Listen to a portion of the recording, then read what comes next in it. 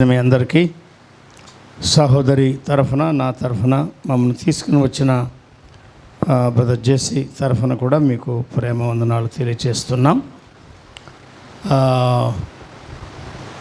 తిరుపతి పట్టణంలో సువార్త పని విషయమై పరలోకపు తండ్రికి ఉన్న ఆలోచన ప్రభువే జరిగించాడు. దాన్ని జరిగించడానికి సాధనాలుగా ఆయన కోట్లింగారెడ్డి గారిని, సహోదరిని, వారి కుటుంబాన్ని వాడుకున్నాడు. దైవజనులు ప్రభుదాస్ గారి ద్వారా రాయలసీమలో మాత్రమే కాక తెలంగాణ విభజన కాకముందు సమైక్య ఆంధ్ర అంతటిలో చాలా సంఘాలు స్థాపించబడ్డాయి. నేను చిన్నవాణిగా ఉన్నప్పుడు విన్నాను. ఫాక్స్ గారిని చూశాను, అగ్రిప్ గారిని చూశాను, వారి వర్తమానాలు కూడా కొద్దిగా విన్నాను, అర్థం చేసుకునే వయసులోనే విన్నాను. కానీ వారితో కూడా ఉండి అనంతపూర్లో ఒక 3 లేక 4 సంవత్సరాల్లోగా వారితో సహవాసం చేసి వైఎస్ కుటుంబాలకు చెందిన వైఎస్ ప్రభుదాస్ రెడ్డి గారు, కానీ ఆయనకి రెడ్డి అనే మాట చివరిలో ఉండడం ఇష్టం లేక ప్రభుదాస్గా మాత్రమే ఆయన తాను పరిచయం చేసుకున్నారు. పిల్ల వెంకటరత్న గారు వారిని గురించి రాసినప్పుడు రెడ్డిని, ఆస్తిని, ఇంటిని విడిచిన ప్రభువు దాసుడు అని ఆ పుస్తకానికి ఆయన పేరు పెట్టాడు. విమర్శించాలనే ఉద్దేశంతో కాదు, కానీ కృతజ్ఞతా భావంతో నేను తెలియజేస్తున్నాను. ఫాక్స్ గారు, అగ్రిప్ గారు పయనీర్స్ అంటారు, ప్రారంభకులు. వారు సువార్త ప్రకటించారు. ప్రభుదాస్ గారు రిచ్ గారితో కలిసి సంఘాలు స్థాపించడానికి, సంఘాలు క్రమపరచడానికి పూనుకున్నారు. ప్రభుదాస్ గారు సిఎస్ఐ సంఘానికి చెందినవారు, రక్షణ పొంది వాక్యక్రమానికి లోబడ్డారు. ఎస్ ఆనందం గారు, మా తండ్రి గారు, లూకా గారు, వారు లూథరన్కి చెందినవారు, వారు కూడా ప్రభువుని నమ్ముకున్నారు. డేవిడ్సన్ గారని ఆ కాలంలో వారితో వాడబడ్డారు, ఆయన బ్యాప్టిస్ట్కి చెందినవారు. కాబట్టి మీరు ఏ మిషన్ అయినా పర్వాలేదు, ఏ డినామినేషన్ అయినా పర్వాలేదు, రక్షణ పొంది ప్రభువును మహిమపరిచేవారుగా ఉండాలనేది ఈ ప్రారంభంలో నేను జ్ఞాపకం చేస్తున్న విషయం. సుబ్బారావు గారు చాలా సహాయం చేశారు. ఆయన త్వరగా ముగిస్తారేమో, నేను ఎక్కువసేపు మాట్లాడలేను ఎట్లా అని లోపల ప్రార్థన చేసుకుంటా ఉన్నా. ప్రభు మనల్ని ఎరిగినవాడు, మన బలహీనతలు ఎరిగినవాడు కనుక చక్కగా ఉపయోగించాడు. వారికి ఇంకా వర్తమానం ఉంది, టైం లేదు. సరే, నేను కొద్ది నిమిషాలే వాక్య పరిచర్య చేసి ముగిస్తాను. నన్ను చాలా సంవత్సరాలుగా మీరు వింటూ ఉన్నారు. తిరుపతి పనిలో మరి వేమిరెడ్డి కోట్లింగారెడ్డి గారిని, కృష్ణవేణి సిస్టర్ని, పిల్లలు అప్పటి నుండి మేము ఎరిగి ఉన్నాం. ప్రభుదాస్ గారు ఎక్కువ సహాయం చేశారు. నేను కూడా కొంత సహాయం చేయడానికి ప్రభు ఉపయోగించాడు. మరి వారి వివాహ సమయంలో రాయచోటి నుండి గోవిందరెడ్డి గారు, నేను కూడా ఉండడానికి అది నా భాగ్యం. అంత అనుభవం నాకేమీ లేదు, కానీ ప్రభువు ఇన్ని సంవత్సరాలు నడిపిస్తూ వచ్చాడు. ఇప్పుడు ఏప్రిల్ 5వ తారీఖు ముందే నిర్ణయించాం, కానీ దానికి ముందు మేము నార్త్ ఈస్ట్ ప్రాంతాలకు వెళ్ళి చాలా సుదీర ప్రాంతాలు, ఘాట్ రోడ్స్లో 4 వీలర్స్లో గంటలు ప్రయాణం చేయాల్సి వచ్చింది. వచ్చిన వెంటనే స్థానిక సంఘంలో ఒక చిన్న కూడిక మంగళవారం జరిగించి, బుధవారం మరొక చోట మరి సువార్త ప్రకటించి, మీ మధ్యకు నిన్న గృహదర్శనాలు చేసి తెల్లవారుజామున బయలుదేరి మీ మధ్యకు రావడం జరిగింది. ఎన్నో సంవత్సరాలు చిన్న ఇంటిలో ఉండి భవానీ నగర్లో స్కూల్లో కూడుకుంటూ మరి సంఘము ఆరాధన చేస్తూ వచ్చారు. తర్వాత ఒక చిన్న స్థలం ప్రభు ఇచ్చాడు. చిన్నగా ఆ మందిరాన్ని ఆయన అభివృద్ధి చేశాడు. ఆత్మల్ని ఇచ్చాడు, కుటుంబాలను ఇచ్చాడు, అభివృద్ధి చేశాడు.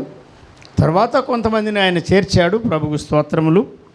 సంఘము ఎక్కడ కట్టబడినా గాలి వస్తుంది, వాన వస్తుంది, వరద వస్తుంది, కానీ బండ మీద పునాది వేయబడి కట్టబడిన ఇల్లు అది పడిపోదు. పడగొట్టాలని ఎంత ప్రయత్నం చేసినా అది పడిపోదు. కనుక ప్రభుకు మహిమ చెల్లిస్తున్నాము.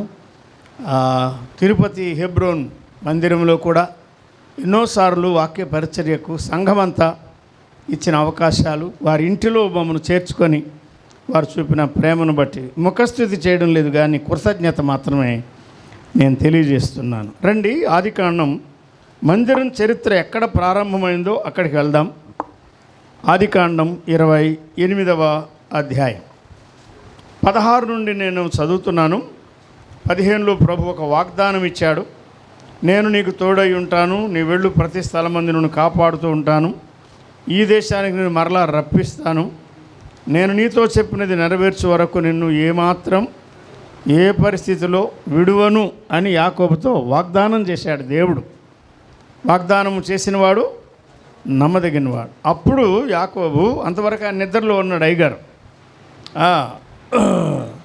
గొప్ప వేషధారి, నిద్ర తెలిసి ఎవరైనా నిద్రలో ఉంటే కొంచెం ఒకసారి లేవండి, మేల్కోండి, ఎండగా ఉంది కనుక కొనుక్కొస్తుంది, తప్పదు, కానీ మరి ఎక్కువ సాపు కాకుండానే ముగించుకుందాం. నిశ్చయముగా యెహోవా ఈ స్థలమందు ఉన్నాడు. అప్పటికి రాళ్ళు లేవు, మందిరం లేదు, ఇసుక లేదు, సున్నం లేదు, కాంక్రీట్ లేదు, స్టీల్ లేదు, ఏమి లేదు. కానీ ఆయన ఏమంటాడు? నిశ్చయముగా యెహోవా ఈ స్థలమందు ఉన్నాడు, అది నాకు తెలియకపోయెను అనుకొని భయపడి, ఈ స్థలం ఎంతో భయపడవలసిన స్థలం అన్నాడు. భయంకరమైన స్థలం అంటే భయపడవలసిన స్థలం. సింహాలు, పులులు, ఎలుగుబంట్లు ఉంటాయని భయం కాదు, జీవము గల దేవుడున్నాడనే భయం, దైవ భయం, అది చాలా ప్రాముఖ్యం. దైవ భయము లేని వారి ఆరాధన, ప్రార్థన ప్రభువు ఆలకించడు, అంగీకరించడు, సేవ అంగీకరించడు. దైవ భయం ముఖ్యం. నా మట్టుకు నాకు అర్థమైంది, దైవ భయం, దైవ భక్తి కావాలి. అటువంటి కుటుంబాలు ప్రభు కావాలి, అటువంటి పెద్దలు కావాలి, పరిచారకులు కావాలి, అటువంటి సేవకులు కావాలి. అది లేకుండా ఎవరు ఏది చేసినా నిష్ప్రయోజనం. ఆయన భయపడ్డాడు కానీ అంగీకరించలే. అంత ఉపాయశాలి. యాకోబు అసాధ్యుడు. యాకోబు మామూలు వాడు కాదు, చాలా అసాధ్యుడు. ఆయన మాటలు వింటే మనం ఏమనుకుంటామంటే నంబర్ 1 విశ్వాసం అనుకుంటాం, కానీ అబద్ధికుడే. ఇది దేవుని మందిరమే కానీ వేరొకటి కాదన్నాడు. దేవునికి సర్టిఫికెట్లు ఇస్తున్నాడు కానీ ఆయనకు రక్షణ రాలే. 32 వరకు ఆయన రక్షణ పొందలే. దేవుని మందిరమే కానీ వేరొకటి కాదు, పరలోకపు గవిని ఇదే అనుకున్నాడు. తెల్లవారినప్పుడు అంటే సాయంకాలం నిద్రపోయాడు, తెల్లవారింది. తెల్లవారినప్పుడు యాకోబు లేచి తాను తలగడగా చేసి కొనిన రాయి, అది ముఖ్యమైనది. అది మందిర చరిత్ర ప్రారంభం. The story of God's house, the story of God's house, the house of God, it all began with a stone. అది ఒక తలగడతో ప్రారంభమైంది, ఒక రాతితో ప్రారంభమైంది. ఆ రాయి తలగడగా చేసుకున్న రాయి అన్నాడు. తీసి దానిని స్తంభముగా నిలిపి, అదే తలగడ, అదే స్తంభం. దాని కొన మీద నూనె పోసాను. అయ్యగారు ఇంతవరకు చెప్పారు కదా, ఆత్మ నూనె పోశాడు కనుక దేవుని ఆత్మతో కట్టబడిన సంఘం. మనుష్య జ్ఞానంతో కట్టబడేది కాదు సంఘం. ఇల్లు కట్టచ్చు, ప్రాజెక్టు కట్టచ్చు, బ్యారేజీలు కట్టచ్చు. సంఘం కట్టాలంటే దేవుని ఆత్మ పని చేయాలి, దేవుని ఆత్మ కావాలి. తర్వాత ఏమంటాడు చూడండి, అతడు ఆ స్థలమునకు బేతేలు అని పేరు పెట్టానన్నాడు. అక్కడ మందిరం లేదు, ఆకారం లేదు. తర్వాత అయితే మొదట ఊరి పేరు లూజు అన్నాడు, అది మనకొద్దు. అప్పుడు యాకోబు నేను తిరిగి, ఈయనకేం కావాలి చూడండి, ఈ వేషధారికి ఏం కావాలి, నేను తిరిగి నా తండ్రి ఇంటికి క్షేమముగా రావాలి అది కోరుకుంటున్నాడు. అయ్యా బెంగళూరు ప్రయాణం చేస్తున్నా, చెన్నై ప్రయాణం చేస్తున్నా, మైసూరు ప్రయాణం చేస్తున్నా, మద్రాసు ప్రయాణం చేస్తున్నా, క్షేమంగా వెళ్ళాలి, లాభంగా రావాలి, క్షేమం కావాలని కోరుకుంటున్నాడు, ఆత్మరక్షణ కాదు. తర్వాత ఏమంటాడు, దేవుడు నాకు తోడై ఉండాల. నేనెంత మోసగాడినైనా దేవుడు మాత్రం నాకు తోడై ఉండాలి. తోడై ఉండి నేను వెళ్ళొచ్చిన ఈ మార్గంలో నన్ను కాపాడాలి అంటున్నాడు. మననే మేము ఒక చోట చిన్న కూడిక జరిగించి వస్తే అక్కడ ఉన్నవారు అంటున్నారు, అయ్యా ఆయనేనయ్యా మమ్మల్ని కాపాడుతున్నాడని, ఆయనన్నయ్యా మమ్మను కాపాడుతున్నాడు. చిన్నిళ్ళు ఇమ్మని ప్రార్థన చేశారంట వాళ్ళు. ఆయన పేరు బూబులేసు, ఆమె పేరు బుజ్జమ్మ. చిన్నిళ్ళు ఇమ్మంటే పెద్దిల్లు ఇచ్చాడయ్యా. ప్రభు చాలా కాపాడుతున్నాడు, చాలా తోడుగా ఉన్నాడు కానీ పాపాలు క్షమించాడని ఒక్క మాట కూడా వారి మాట రాలేదండి. వారికి రాత్రి సువార్త ప్రకటించాం. ఈనాడు లోకంలో చాలామందికి ఏం కావాలా? దేవుడు తోడై ఉండాలి. ఈరోజు బయలుదేరి వెళ్తున్నా, వ్యాపారం చేయాలి, దేవుడు తోడే. ప్రయాణం చేయాలి, దేవుడు తోడే. పెళ్లి చేయాలి, దేవుడు తోడే. ఇల్లు కట్టాలి, దేవుడు తోడే ఉండాలి. విత్తనాలు విత్తనాల, దేవుడు తోడే. దేవుడు తోడై ఉంటే చాలు. నేను ఆయనకు తోడుగా ఉన్నా లేకపోయినా, నేను ఆయనలో ఉన్నా లేకపోయినా, చెల్తే సాగిపోతుందంతా. ఇది మానవ జీవితం. మోసం స్నేహితులారా. తర్వాత ఏమంటాడు? తినుటకు ఆహారం కావాలంట ఆయనకి. ప్రతి మనిషికి ఏం కావాలా? ఆహారం కావాలా. అవునా?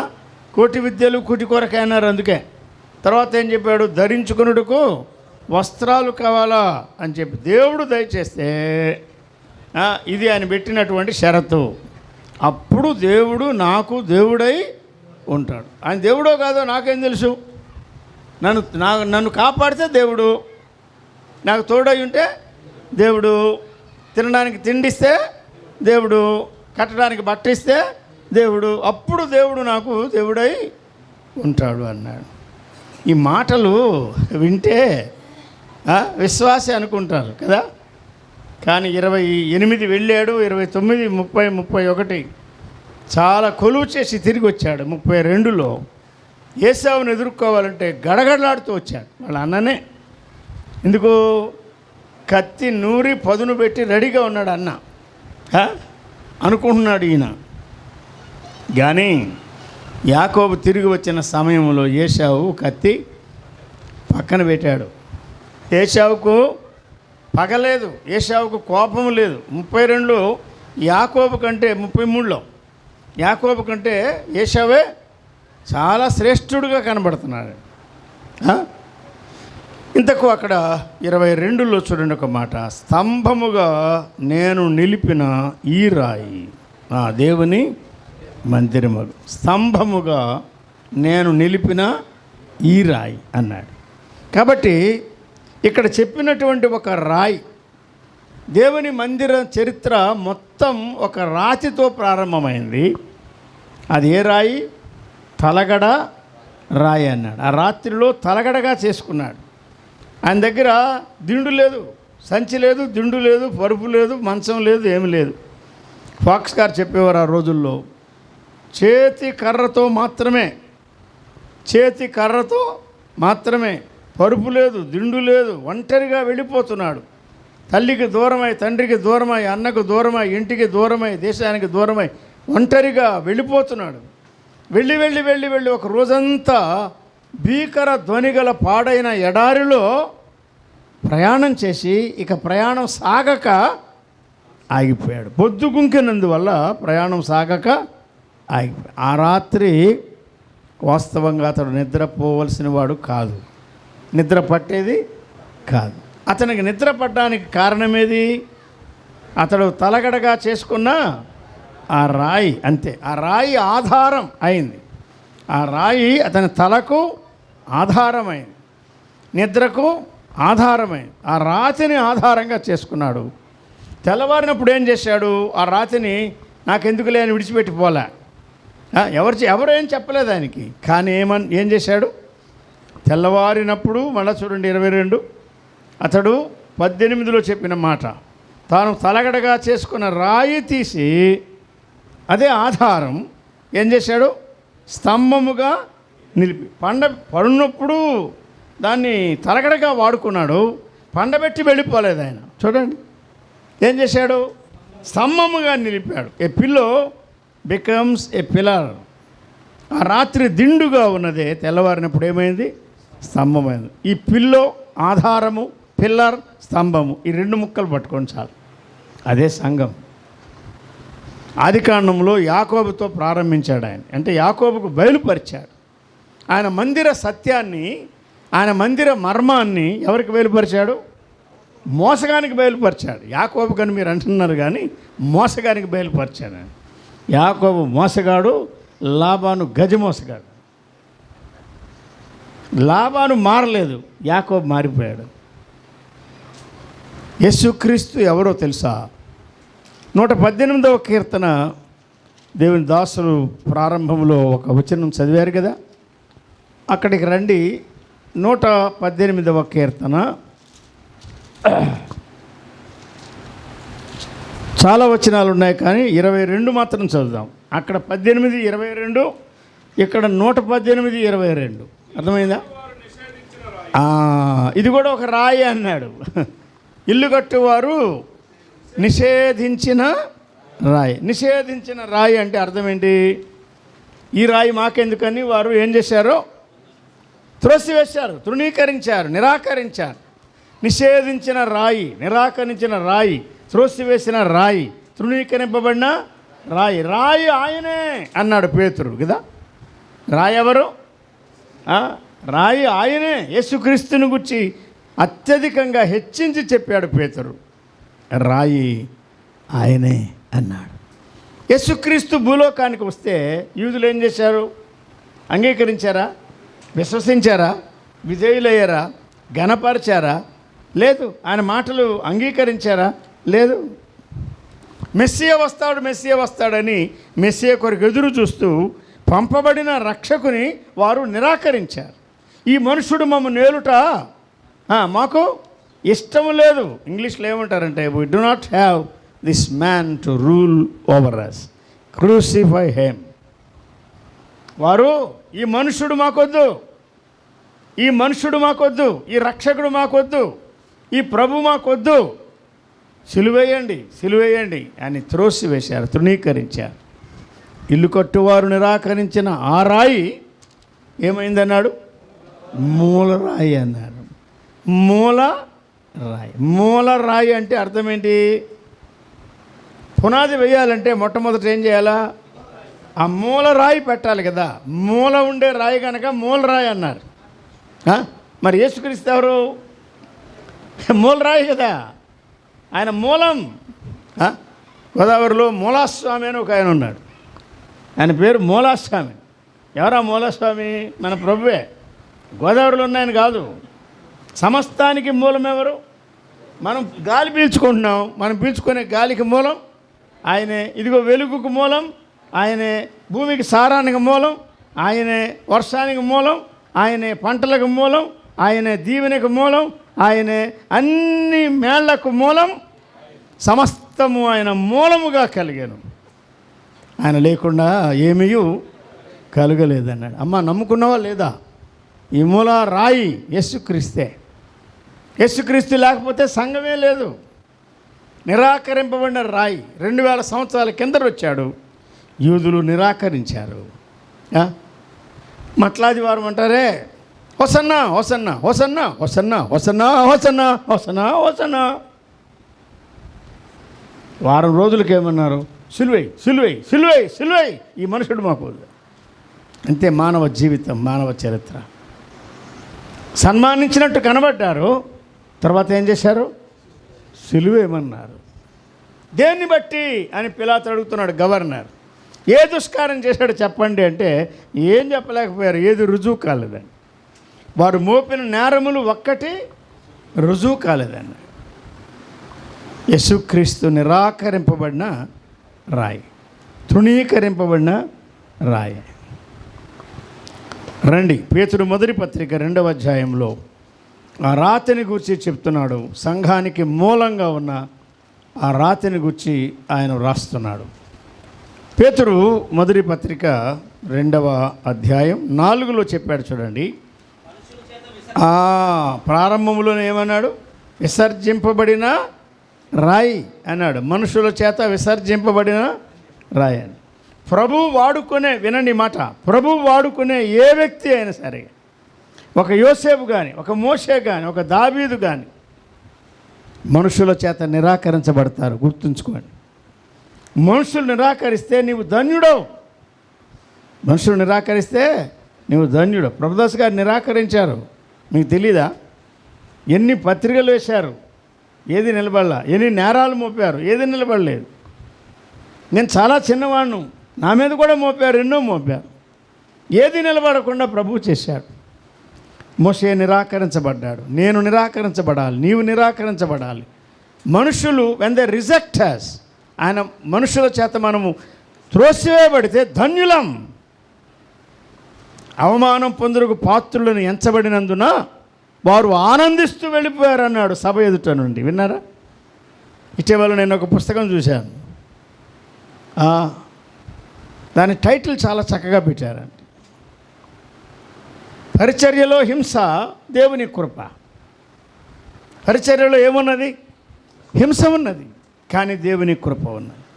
శ్రమలలో, బాధలలో, వెలివేతలలో, రాతి వేతలలో, చెరసాలలో, అవమానములో, తృణీకారములో మన ప్రభువు మనతో ఉండడం, మన ధైర్యపరచడం. నేను నీకు తోడై ఉన్నానంటే అదే మనకు చాలా. నేటి వరకు మనం కాపాడేది ఆయన కృప కదా. రక్షించినది ఆయన కృప, కాపాడుతున్నది ఆయన కృప, నిలబెట్టేది కూడా ఆయన కృప. ఆ రాతిని గురించి రాశాడు అక్కడ 2:4 సజీవమైన రాయి అన్నాడు. ఆయన చనిపోయి రాగన్నవాడు కాదు, మృతుడనైతేని కానీ యుగయుగములు సజీవుడని అన్నాడు. మరి 5వ వచనానికి రండి. మనం ఎవరమంటే సజీవమైన రాళ్ళు అన్నాడు. అవునా? చదువయ్యా. 2:5. ఆయనే మూలరాయి కదా. దేవునికి అంటే తండ్రికి అనుకూలములకు మన బలులు ఆత్మ సంబంధమైనవి, కాయకర్పూరాలు కాదు. మన బలులు ఆత్మ సంబంధమైన బలులు. అర్పించుటకు పరిశుద్ధ యాజకులుగా ఉండునట్లు మీరును. అంటే అర్థం ఏంటి? 4లో సజీవమైన రాయి ఆయన, 5లో సజీవమైన రాళ్ళు మీరే అన్నాడు. ఎవరు? ఆ రాతి దగ్గరికి ఎవరు వచ్చారో వారందరూ సజీవమైన రాళ్ళు అన్నాడు. కాబట్టి మందిరం కట్టబడాలంటే రాళ్ళు కావాలి. ఏ రాళ్ళు? సజీవమైన రాళ్ళు. ఫ్లై యాష్ బ్రిక్స్ కాదు ఇక్కడ.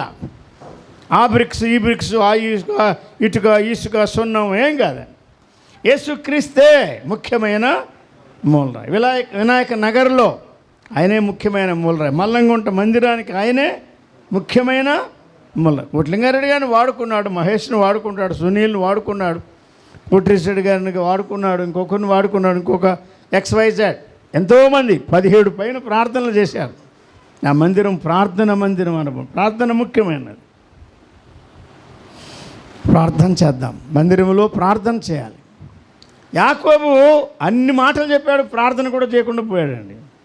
మొక్కుబడి చేసిపోయాడు అంతే. ఏమని?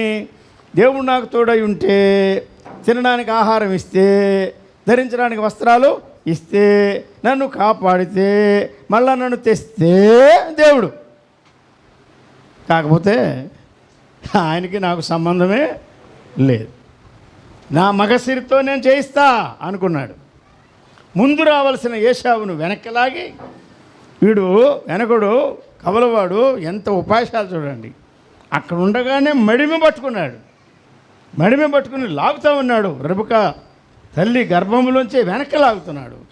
దేవుని ఏర్పాటు ప్రకారం ఎర్రని వాడు ముందు వచ్చాడు, తర్వాత వాడు వచ్చాడు. నున్నగా ఉన్నాడు కానీ తిన్నగా లేడు. నున్నగా ఉన్నాడు కానీ తిన్నగా లేడండి.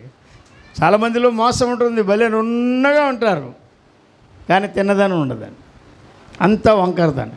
Very trickish brother, very trickish. Yakobu అంటే వాడు అసలు ట్రిక్కిష్ ఫెలో. ప్రభువాన్ని సత్యవంతునిగా మార్చాడు. ఒకరోజు తెల్లవారు వేళ మళ్ళా ప్రభు పాదాల దగ్గర పడ్డాడు. భార్య లేదు, పిల్లలు లేరు, పశువులు లేవు, అన్నీ ప్రక్కన పెట్టి ఒక్కడే మిగిలిపోయి ప్రభు పాదాలు పట్టుకున్నాడు. హోషేయ రాశాడు, కన్నీళ్లు విడుచుచు అతడు దేవుని బతిమాలెను అన్నాడు. కాబట్టి బేతేలు చరిత్ర. బేతేలు అంటే అర్థం ఏంటి? దేవుని ఇల్లు, దేవుని మందిరం. అయ్యగారు చెప్పారు కదా, మందిరం కట్టబడాలి, స్థిరపరచబడాలి, నింపబడాలి. సంఘం కట్టబడాలి ప్రభు ద్వారా, సంఘం కట్టబడాలి ఆత్మ ద్వారా, సంఘం కట్టబడాలి సువార్త ద్వారా. ఇది దేవుని మందిరం అన్నాడు. ఈ మాటలు తిమోతి 3:15-16 చెప్పాడు. మీరు తర్వాత చదువుకోండి. ఆ ఆధారము అక్కడే చెప్పాడు, ఆ స్తంభం కూడా అక్కడే చెప్పాడు. కాబట్టి సంఘము ఆధారముగా ఉండాలి, స్తంభముగా ఉండాలి, సత్యానికి ఆధారంగా ఉండాలి, సత్యాన్ని ఎత్తి చూపించేదిగా ఉండాలి. ప్రిజర్వేషన్ అండ్ ప్రొక్లమేషన్, 2 ముఖ్యమైన మాటలు మనం జ్ఞాపకించుకుందాం. ప్రభు మల్లంగుంట మందిర ప్రతిష్ట లేక ప్రవేశ సందర్భంగా ఈ కొద్ది తలంపులు మనందరి కొరకు దీవించునుగాక. మనము ఒకరితో ఒకరు మాట్లాడుకుంటూ సహవాసం చేస్తూ ఉందాం. మరి తర్వాత కూడా కార్యక్రమం పెద్దలు తెలియజేస్తారు. మా కొరకు ప్రార్థన చేస్తున్నందుకు మీ అందరికీ నిండు హృదయపూర్వకమైన వందనాలు తెలియజేస్తున్నాము.